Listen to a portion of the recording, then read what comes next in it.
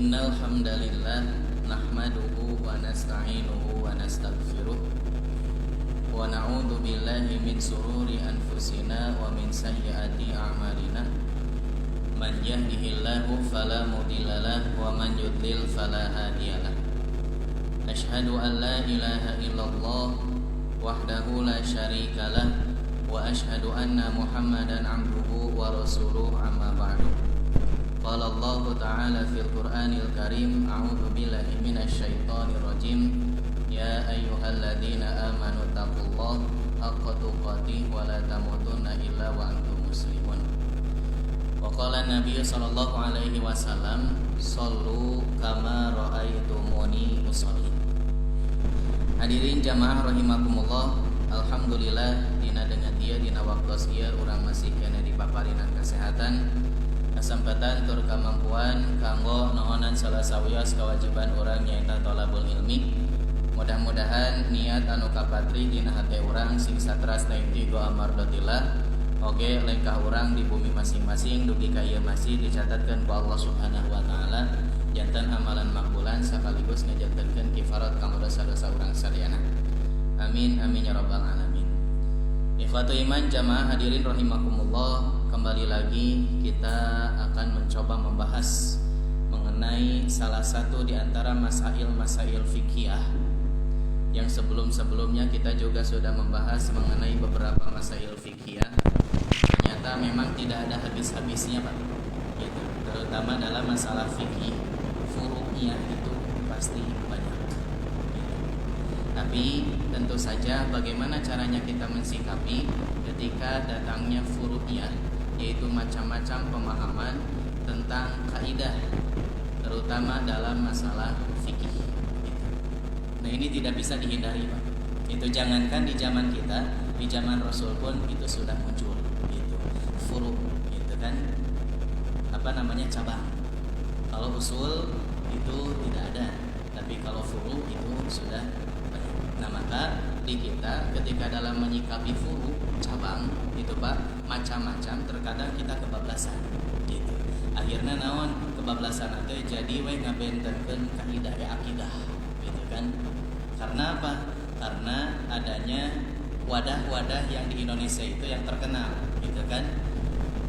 Muhammadiyah, NU, Muhammadiyah, Persatuan, kemudian NU dan lain sebagainya. Sehingga wadah itu dianggap sebagai jadi usul akidah, padahal wadah itu bukan sebagai akidah, gitu. Tapi itu sebagai wadah di mana kita berjamiah. Itu baik itu Muhammadiyah, Persis, NU dan lain sebagainya, gitu. Nah, di antara tentunya organisasi-organisasi tersebut memiliki kaidah-kaidah yang berbeda, gitu kan? Wajar kalau muncul perbedaan-perbedaan. Termasuk salah satu di antaranya yaitu mengenai duduk istirahat dalam sholat. Pertanyaannya, apakah duduk istirahat dalam sholat itu sunnah ataukah bukan? Nah ini ada dua pendapat Pak mengenai duduk istirahat atau dengan istilah jalsatul istirahat. Gitu. Duduk istirahat ketika rakaat pertama hendak bangkit ke rakaat kedua, dan dari rakaat kedua hendak bangkit ke rakaat ketiga. Jadi tidak langsung bangkit setelah sujud, tapi dengan ada jeda, yaitu duduk terlebih dahulu hanya beberapa saat. Nah itu disitulah disebutkan sebagai duduk istirahat, gitu. Nah apakah ini sebagai sunnah ataukah tidak? Tentunya ada dua pendapat. Di antara para ulama ada yang menyebutkan sunnah, ada juga yang tidak menyebutkan sunnah. Kedua-duanya berlandaskan dalil, tidak terlepas dari dalil. Mereka menjelaskan bahwa itu adalah sunnah berlandaskan dalil, dan mereka di antara yang tidak menyebutkan bahwa duduk istirahat itu bukan sunnah juga berlandaskan dalil. Mari kita buktikan. Yang pertama, kelompok yang menyatakan bahwa duduk istirahat adalah sunnah, yaitu berlandaskan argumen hadis dari Malik bin Al-Khuraifi. Annahu ra'an Nabiyya sallallahu alaihi wasallam yusolli fa idza kana fi witrin min salatihi lam yanhad hatta yastawiya qa'idan. Dalam hadis ini disampaikan bahwa Malik bin Khuwairis melihat Rasulullah Shallallahu Alaihi Wasallam melaksanakan sholat. Jika sampai pada rakaat yang ganjil, fi witrin min sholatihi, di dalam sholatnya, maksudnya apa? Yaitu setelah rakaat pertama atau setelah rakaat ketiga, gitu. Fi witrin, gitu kan? Disebutkan fi witrin pada rakaat yang ganjil. Maka beliau tidak bangkit berdiri hatta yastawiya qa'idan, hingga duduk sejenak. Iya apa hadisnya? Jadi dijelaskan, ternyata ada hadisnya. Rasulullah SAW ketika bangkit ke rakaat kedua, gitu kan? Rasul tidak langsung bangkit, gitu. Atau ketika Rasulullah SAW hendak bangkit dari rakaat ketiga, Rasul itu tidak bangkit, itu langsung seperti urang. Tapi Rasulullah SAW duduk terlebih dahulu, gitu. Nah patarosana engke kumaha duduk Rasulullah SAW sebelum bangkit dari rakaat ketiga, gitu. Kumaha posisinya, gitu kan? Nah ini tentunya tidak menjadi bahasan untuk saat ini. Kemudian yang kedua hadisnya summa, yaitu hadis dari Abu Humaid As-Sa'idi. Summa hawa sajidan summa qala Allahu Akbar summa sana rijlahu wa qa'ada wa tadala hatta yarji'a kullu azmin fi maudhihi thumma nahadu. Kemudian Rasulullah Shallallahu Alaihi Wasallam sujud sambil berkata Allahu Akbar, kemudian menghamparkan kakinya seraya duduk tegak lurus. Dalam kalimat apa? Iya, menjadi pertanyaan gitu. Nah ini yang jadi pertanyaan bagi kita semuanya. Bagaimana cara Rasulullah SAW mempraktekkan duduk istirahatnya gitu. Nah ini tidak pernah dijelaskan dan tidak pernah diterangkan, gitu kan? Posisinya seperti apa? Apakah posisinya itu seperti biasa ketika kita duduk di antara dua sujud sebelum bangkit ke rakaat selanjutnya? Apakah ada posisi yang lain yang menyebabkan Rasulullah Shallallahu Alaihi Wasallam duduk terlebih dahulu? Nah ini yang perlu kita cermati juga. Nah kemudian Rasulullah Shallallahu Alaihi Wasallam menghamparkan kakinya seraya duduk tegak lurus sehingga setiap tulang kembali kepada posisinya. Nah kata Rosana Pak, dari menghamparkan seperti kumaha? Itu apakah mungkin gitu hari sholat seperti itu. Nah yang intinya dalam hadis ini permasalahannya bukan itu, tapi Rasulullah SAW duduk terlebih dahulu, tidak langsung bangkit setelah rakaat yang sebelumnya, kemudian untuk rakaat selanjutnya tidak langsung berdiri, tapi Rasulullah SAW duduk terlebih dahulu sejenak sehingga tulang-tulang punggungnya itu lurus. Artos napa upami dina salat mah disebat teh tumaninah. Nah ini dalam salat, makanya Rasulullah SAW di dalam hadisnya ini sebagai acuan kita agar salat kita seperti Rasul. Shollu kama ra'aitumuni usolli, salatlah sebagaimana engkau melihat aku salat. Itu patarosana kumaha urang cara ninggal Rasul salat, da Rasulna oge mustahil gitu. Tapi kan Rasulullah SAW meninggalkan dua warisan, yaitu sunnah dan kitab Allah dan sunnah Rasulullah SAW. Kemudian beliau berdiri. Nah Pak, kedua hadis ini menunjukkan bahwa setelah sujud beliau tidak langsung berdiri, tapi duduk terlebih dahulu sehingga semua tulang kembali dalam posisi duduk tumaninah. Lalu kemudian berdiri tegak. Dua hadis ini cukup untuk menunjukkan disunahkannya duduk istirahat dalam sholat. Adapun hadis-hadis yang tidak menyebutkan adanya duduk istirahat maka tidak menafikan adanya sunnah duduk istirahat dan dapat ditempuh dengan jalan jamak. Gitu. Di antara keterangan dua dalil atau ikhtilaf sehingga keduanya dapat diamalkan. Nah, ini Pak pendapat yang pertama, ulama yang menyebutkan bahwa duduk istirahat itu adalah sunnah. Ada dalilnya Pak? Aya dalilnya gitu. Tapi ketika kita ingin mendapatkan kesimpulan yang sempurna, kita tidak boleh hanya mengambil satu sumber saja atau dua sumber saja gitu. Padahal ada hadis-hadis yang lain yang masih berkaitan menerangkan tentang hal ini gitu. Seperti contoh permasalahan dalam ruku mendapatkan satu rakaat. Pak, yang menjelaskan ruku mendapatkan satu rakaat itu hanya satu hadis kan? Itu. Sedangkan hadis-hadis yang lain menjelaskan tentang rakaat itu banyak. Nah, kita tidak boleh menafikan hadis-hadis yang lain padahal ada kesinambungan atau munasabahnya. Nah, maka perlu kita bahas semuanya sehingga kita mendapatkan titik temu bagaimana permasalahan itu bisa diselesaikan. Meskipun pada akhirnya tetap tidak bisa mendapatkan satu pendapat, tapi tetap pasti berbagai pendapat. Gitu. Tapi intinya pelajaran bagi kita semua ketika membahas dalam satu bahasan permasalahan itu tidak boleh mengambil satu landasan, dua landasan, tiga landasan, tapi coba kita kumpulkan terlebih dahulu dalil-dalil yang menerangkan tentang bab itu. Kemudian kita munasabahkan kaitannya, lalu kita simpulkan bagaimana kesimpulan yang sebenarnya. Nah, itu pendapat yang pertama. Kemudian kelompok ulama yang tidak menyebutkan atau menjadikan landasan bahwa duduk istirahat itu tidak sunnah. Kelompok kedua ini tidak menyunahkan duduk istirahat.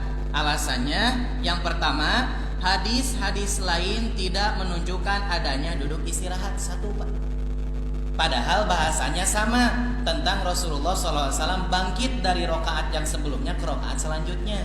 Tapi dalam hadis yang lain tidak dijelaskan bahwa Rasulullah SAW duduk terlebih dahulu.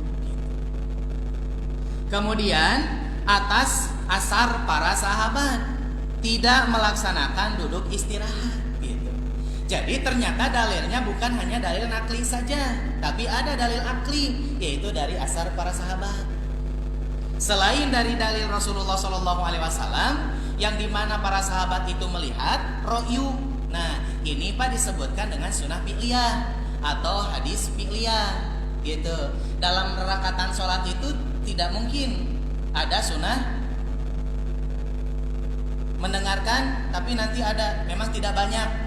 Itu dalam sholat itu kebanyakannya sunnah fi'liyah karena pekerjaan gitu dilihat oleh para sahabat, dan kebanyakan yang meriwayatkan sholat itu tidak secara langsung Rasulullah SAW berkata, tapi kebanyakan penjelasan dari para sahabat. Rasul menjelaskan bahwa para sahabat itu melihat seperti ini, para sahabat mengajarkan seperti ini dan menyampaikan aku melihat Rasul seperti ini. Nah itu Pak rata-rata dina sholat gitu.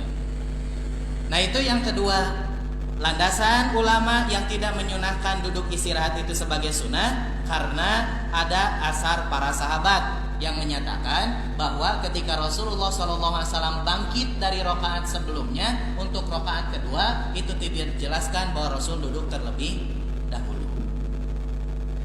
Kemudian ketiga, adanya petunjuk ilat bahwa Rasulullah SAW dalam keadaan sudah tua, gemuk dan lemah, sehingga beliau bersandar terlebih dahulu dengan duduk. Nah, duduk istirahat ya gitu.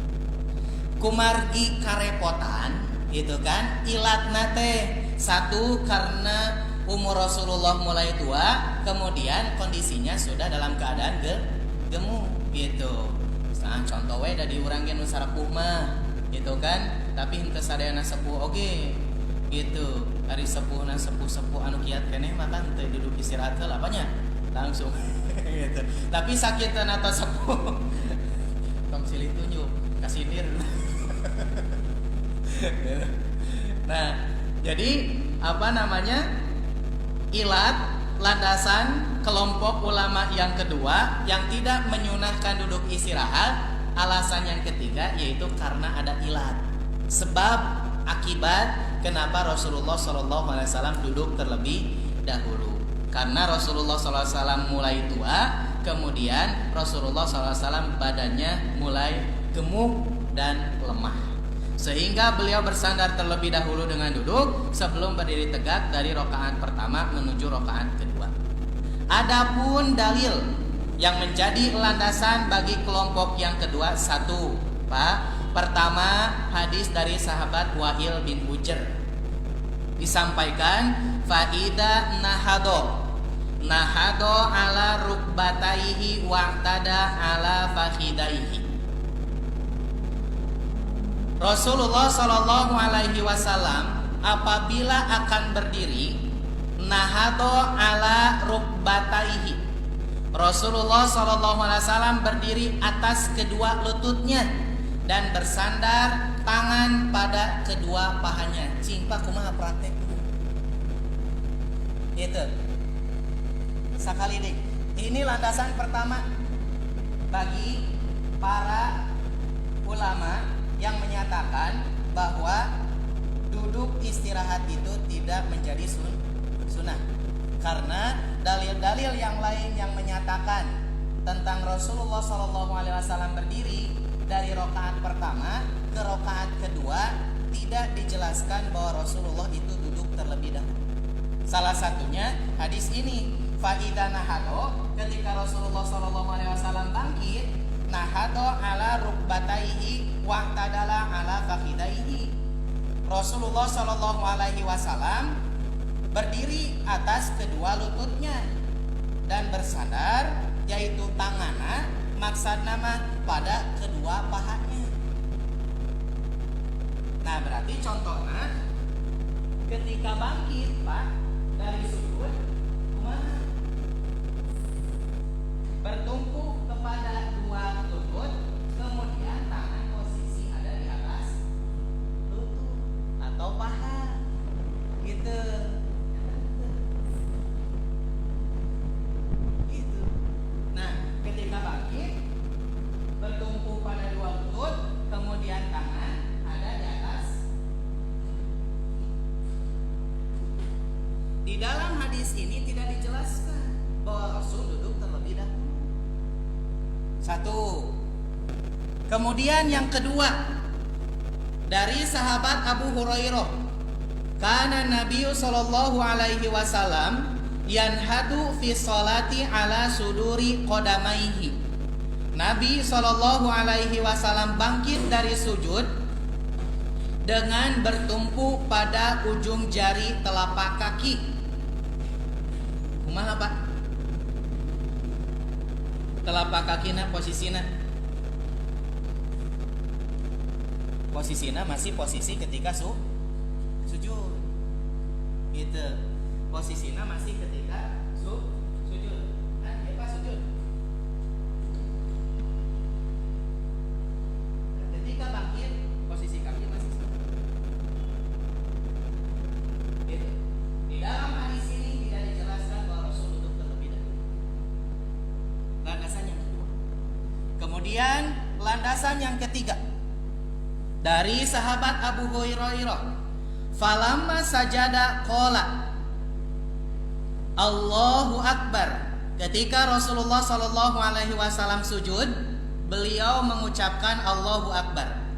Sumastaqbala qaiman ma'at takbiri. Kemudian beliau berdiri sambil bertakbir, Allahu Akbar.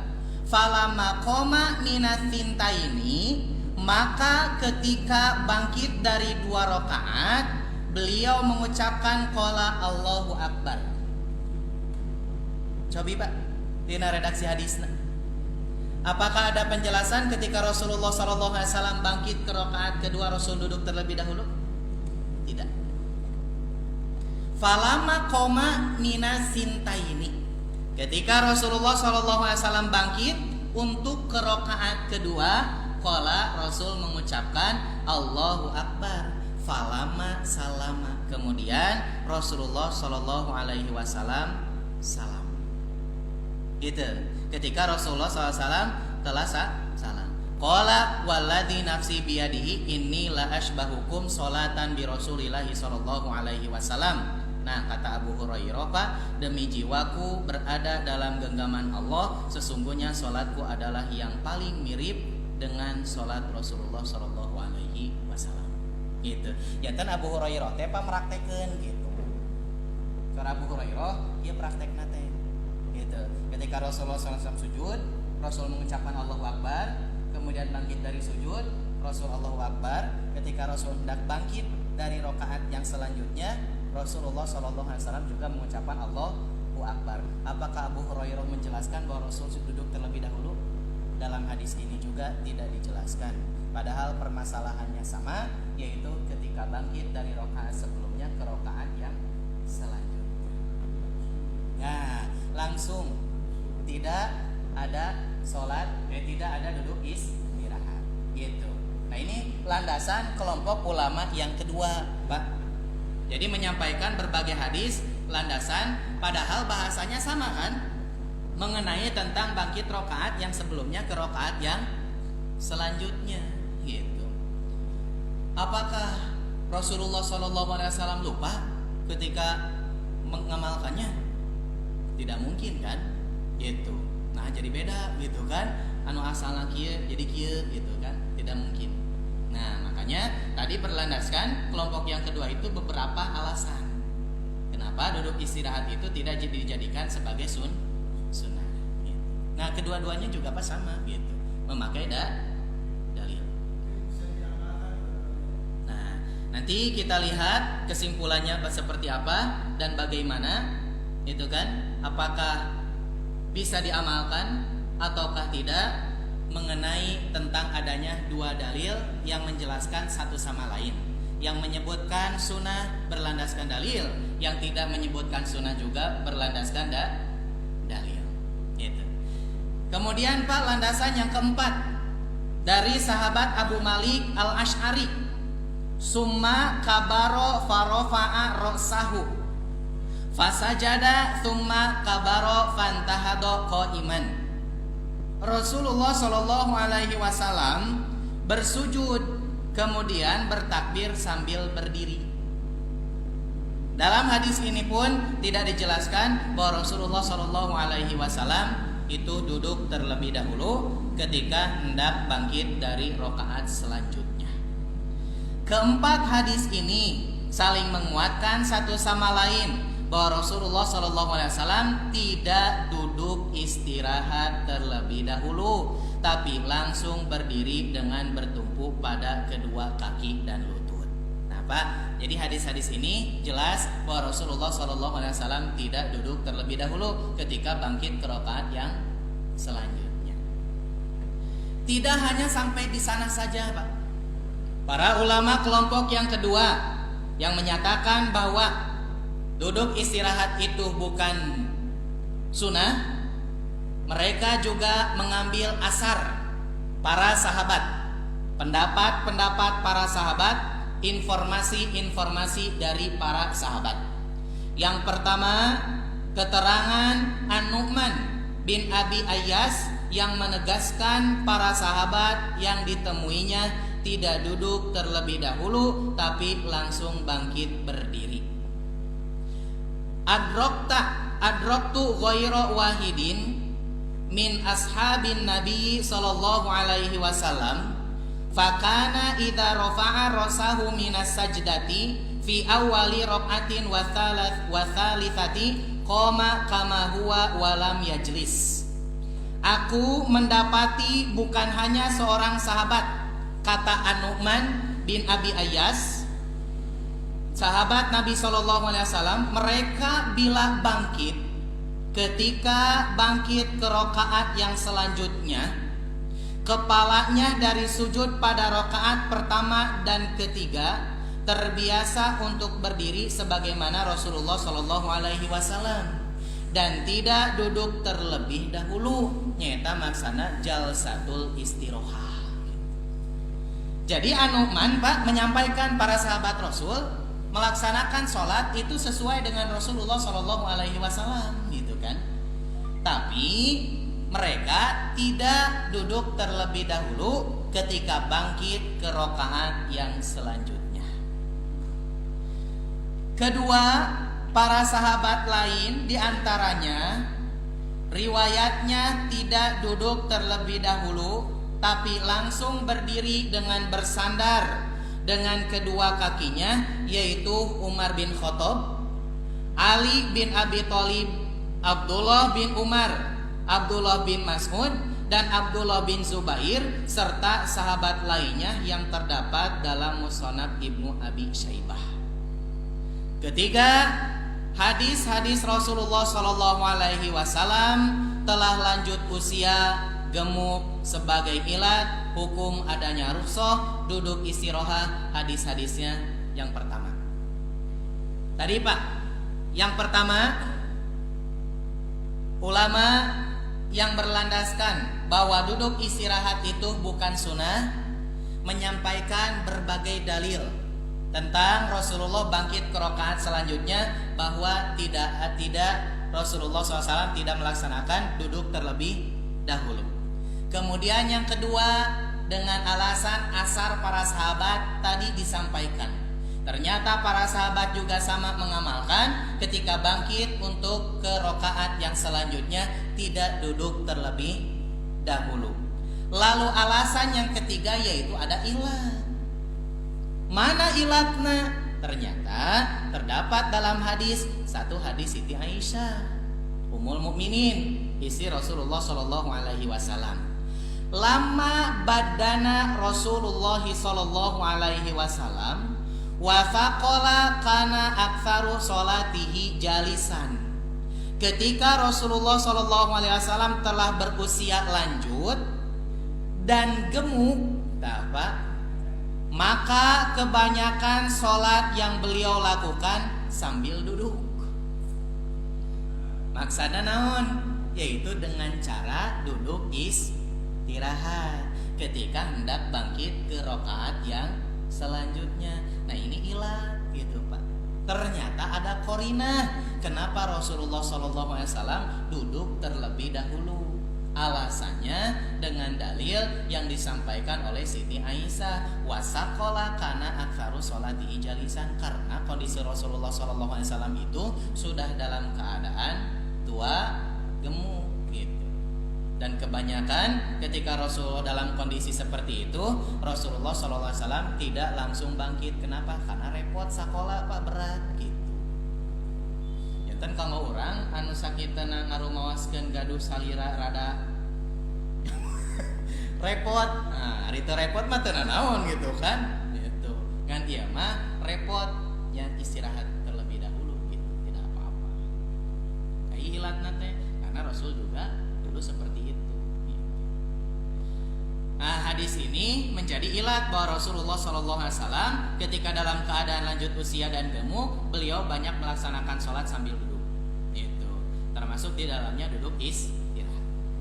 Kemudian kedua, hadis dari sahabat Muawiyah bin Abu Sufyan, la tubadiruni biruku'in wala bisujudin fa innahu mahma asbikhum bihi idza raqa'tum tudrikuni idza faraqtu wa mahma asbikum bihi idza sajadtu tudrikuni idza rafa'tu inni qad badantu. Nabi Shallallahu Alaihi Wasallam bersabda, janganlah kalian mendahuluiku dalam ruku dan sujud, sebab segala ruku yang terlebih dahulu saya lakukan sebelum kalian bisa menyusulku saat saya mengangkat ruku, dan segala sujud yang kulakukan sebelum kalian bisa kalian susul ketika saya mengangkat sujud, sesungguhnya saya telah tua gitu. Nah Rasul ngawanti-wanti Pak gitu, tong nyusul gitu kan. Rasul teh ningali heula kondisina gitu. Ketika Rasul tua gitu kan, karena memang kondisinya Rasulullah SAW itu sudah dalam kondisi tua melemah gitu. Anu biasana mah cepat normal gitu. Tapi Rasul sebelum itu mengingatkan ke para sahabat, tong rusuhan kayak heula. Gitu. Kayak pami Rasul duduk istirahat heula, nah sahabat langsung berdiri. Tidak, gitu kan, tetap saja harus mengikuti dulu gitu. Karena apa? Karena Rasulullah SAW ini qad badantu, sesungguhnya aku telah tua tuh. Ini landasan yang kedua. Kemudian ketiga, keterangan Abu Kilabah dan Ayub duduk dan bertumpuknya kedua tangan ke tanah karena tidak mampu langsung berdiri disebabkan lanjut usia atau kelemahan lainnya. Gitu. An Abi Kilabah qala ja'ana Malik ibnul Huraitsi. Dari Abi Kilabah berkata, Malik bin Hurais datang kepada kami. Fasalla bina fi masjidina. Lalu solat bersama di masjid milik kami, masjid kami. Faqala inni la usolli bikum wa ma uridu sholata walakin uridu an uriyakum kaifa ra'aitu Nabiya sallallahu alaihi wasallam. Kemudian dia berkata, aku bukan ingin melaksanakan sholat, tapi aku akan menerangkan kepada kalian bagaimana Nabi sallallahu alaihi wasallam melaksanakan sholat. Gitu. Qala Ayyubu fakultu li Abi Kilabata. Nah, Ayub Al-Ansori berkata kepada Abi Kilabah, bagaimana cara sholat dia? Abu Kilabah menjawab, seperti sholatnya syekh atau orang yang sudah tua seperti kita ini. Gitu. Jadi menjelaskan bahwa Ayub itu menerangkan kepada Abu Kilabah untuk mengajarkan kondisi bagaimana Rasulullah SAW ketika melaksanakan sholat itu dalam keadaan sudah tua. Nah, menurut keterangan Abu Kilabah bahwa Amr bin Salamah melakukan duduk istirahat terlebih dahulu dan bertumpu kedua tangannya pada tanah atau bumi sebelum berdiri tegak untuk rakaat kedua atau keempat. Namun beliau menyatakan bahwa Amr bin Salamah dalam keadaan sudah tua dengan menyebutnya asy-syaikh gitu. Nyanten bahasa syekh teh Pak. Naon artosna teh? Kolot gitu. Aki-aki, syekh saya gitu. Nah, berarti kalau untuk ulama apa? Nya maksana mah ngasepuhkeun gitu. Syekh gitu. Tapi kalau ke aki-aki mah gitu kan, syekh nya cocok, berarti memang aki emang aki-aki syekh gitu. Tapi upami urang nyebutkeun syekh kanu ngora keneh. Naon maksudna? Nya urang teh ngasepuhkeun gitu. Sepuh dinu naon? Dinu ilmuna gitu, Pak. Syekh gitu. Jadi saya sebetulnya artosna teh aki. Kemudian terdapat keterangan tambahan terkait hadis yang tadi qala Ayyubu. Ayub berkata, wa kana amrun yasna'u syai'an la aron nasa yasna'unahu. Dan Amr bin Salamah melakukan apa yang tidak aku lihat para sahabat melakukannya. Karena idza rafa'a rasahu min akhiris sajadataini fil ula wa tsalitsati istawa qa'idan. Dan jika mengangkat kepalanya dari dua sujud pada rakaat pertama dia duduk sejajar. Summa yaqumu rawahul Bukhari. Nah, kemudian baru berdiri rakaat kedua. Kondisinya memang dalam keadaan tua. Mari kita lihat bagaimana kesimpulan. Apakah duduk istirahat itu bisa dilaksanakan?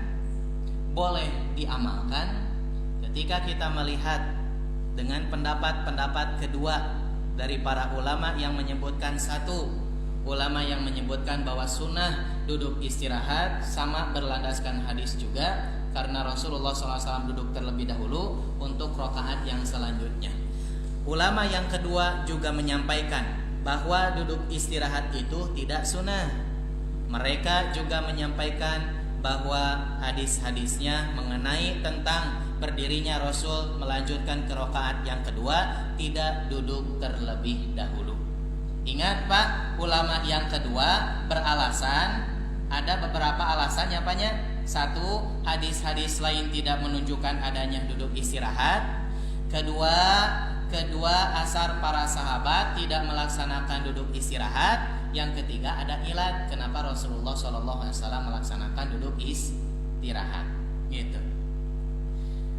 Keterangan Ayub menegaskan keanehan dari Amr bin Salamah tersebut karena para salaf lain tidak melakukannya, yaitu duduk terlebih dahulu sebelum berdiri menuju rakaat kedua atau keempat. Namun terdapat qarinah bahwa beliau melakukan hal tersebut karena sudah tua dan lemah, sehingga perlu ancang-ancang terlebih dahulu sebelum bangkit untuk berdiri tegak. Ya sholat naon, ya teh sholat biasa, Pak. Sholat wajib anu 5 waktu, gitu. Karena kondisinya sudah tua, kemudian melaksanakan. Eta teh nembe sholat anu biasa. Kabayang upami sholat taraweh anu 23 rakaat 7 menit. Sholat taraweh anu 20 rakaat 7 menit, gitu. Itu anu tua renta kumahanya. Karunya. Kemudian adapun jawaban kepada kelompok yang pertama, hadis Bani bin Khuwairis, Pak, yang tadi kelompok yang pertama yang menyatakan bahwa sunnah duduk istirahat dengan landasan dari hadis Malik bin Khuwairis dan Abu Humaid.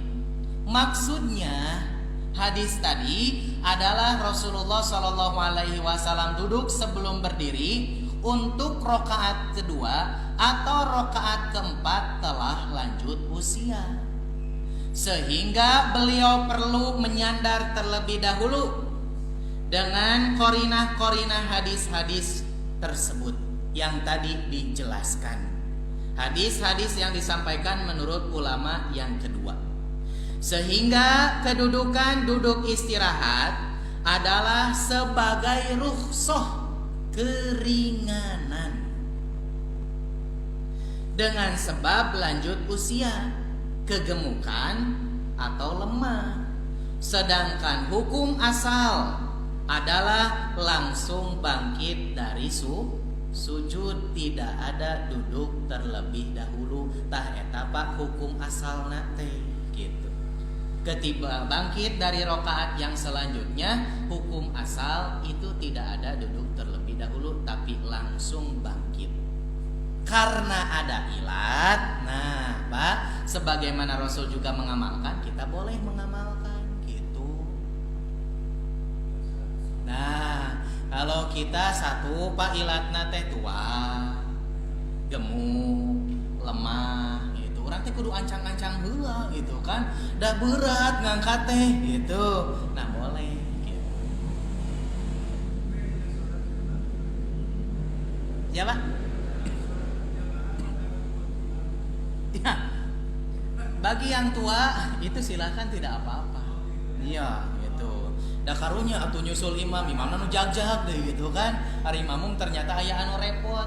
Terkedah riweuh muda gua ka imam gitu kan. Kalau memang kondisinya sudah tua, lemah dan gemuk, ada rukhsah gitu. Kayak heula we santai heula sakedap gitu. Yang paling penting kan henteu mendahului imam gitu. Katinggalan mah teu sawios. Da memang ulah-ulah miolahan imam gitu. Tapi upami dikantun-kantunkeun ulah gitu. Dilila-lilakeun gitu, ulah oge gitu kan. Gitu. Jadi harus memang mengikuti imam. Bangkit dari sujud berdiri tegak tanpa duduk istirahat terlebih dahulu. Hadis-hadis yang dijadikan dalil oleh kelompok kedua ada yang sahih, hasan dan dhaif ringan. Jadi disampaikan semua dalilnya, asarnya dan ilatnya juga. Dari derajat-derajat yang disampaikan ada hadis sahih, hadis hasan, ada hadis dhaif juga Pak, tapi dhaifnya ringan. Kenapa? Karena didukung oleh hadis-hadis yang lain. Namun hadis dhaif tersebut saling menguatkan satu sama lain secara makna, sehingga satu kesatuan yang tidak terpisah dan dapat dijadikan hujah. Nah ini Pak pelajaran bagi kita semuanya. Kenapa kita perlu mempelajari tentang ilmu hadis? Karena ini gitu kan. agar kita bisa memahami bagaimana aturan-aturan Allah Subhanahu wa taala terutama dalam masalah ubudiyah. Dan yang paling paling penting itu yaitu mengenai masail gitu, masail fiqhiyah. Di antara banyak masail akhirnya kan kita bisa mempertimbangkan mana yang harus kita ambil, mana yang tidak harus kita ambil gitu. Dari hasil apa? Dari hasil pengetahuan tentang pengetahuan ilmu hadis. Dari kedua kelompok di atas, nah yang paling kuat atau rojih setelah diteliti, setelah dipahami mengenai landasan-landasan pendapat di antara keduanya, yang paling rojih, yang paling kuat dari sisi argumentasi dan landasan-landasan yang disampaikan adalah kelompok yang kedua. Kesimpulan pertama, duduk istirahat adalah duduk yang dilaksanakan setelah bangkit dari sujud, setelah rakaat ganjil, yaitu rakaat yang pertama atau ketiga, sebelum berdiri tegak rakaat kedua atau keempat. Kedua, asal hukumnya dari kaifiat setelah sujud pertama atau ketiga untuk kedua dan keempat itu tidak ada duduk terlebih dahulu, tapi langsung berdiri dengan bertumpu pada kedua kaki dan lutut.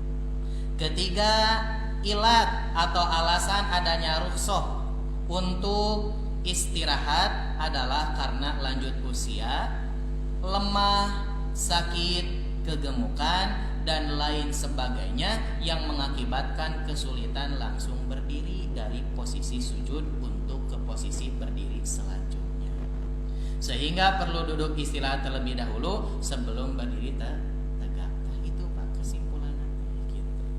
Jadi dari dalil-dalil yang disampaikan mengenai bagaimana kaifiat Rasulullah SAW untuk melanjutkan dari rokaat yang pertama ke rokaat yang selanjutnya, itu ternyata semuanya ada dalilnya, ada landasannya, ada keterangannya.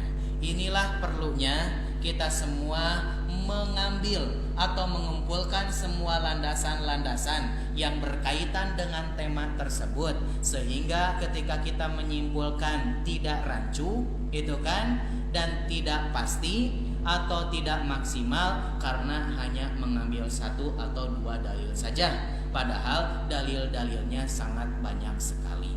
Maka bagi kita pelajarannya, silahkan kaji setiap permasalahan, kaji setiap keterangan-keterangan dari para ulama mengenai penjelasan-penjelasan fikih. Kita ambil pelajarannya, kita ambil pengetahuannya, karena kita sudah ada bekal sedikit pengetahuan bagaimana cara menilai hadis, bagaimana cara memilah dan memilih hadis untuk menjadi landasan yang kuat, sehingga tidak ada keraguan dalam pengamalan dari amal ibadah kita semuanya. Demikian Pak masail fikih, yaitu yang mengenai tentang hukum atau kedudukan duduk istirahat di dalam sholat. Setelah kita melihat pemaparan di antara dalil-dalil yang disampaikan, baru kita bisa menyimpulkan. Sebagaimana tadi yang disampaikan, bahwa duduk istirahat yang paling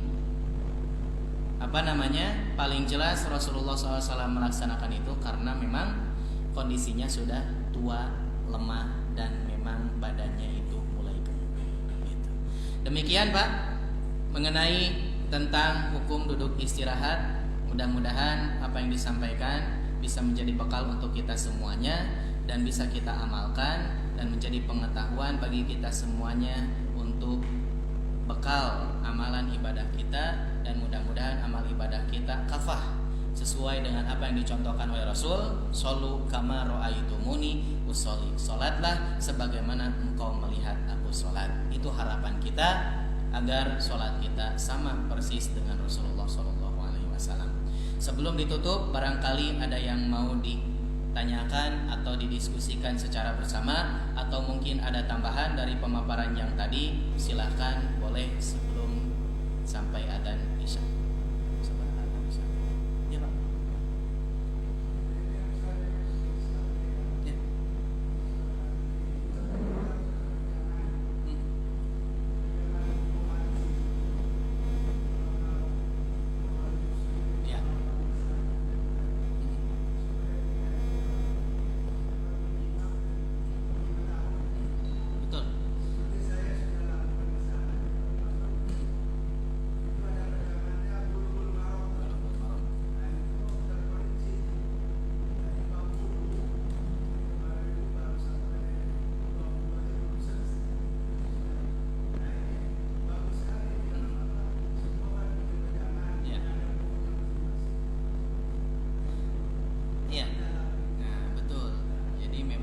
literasi kajian keilmuan itu harus secara ilmiah, Pak.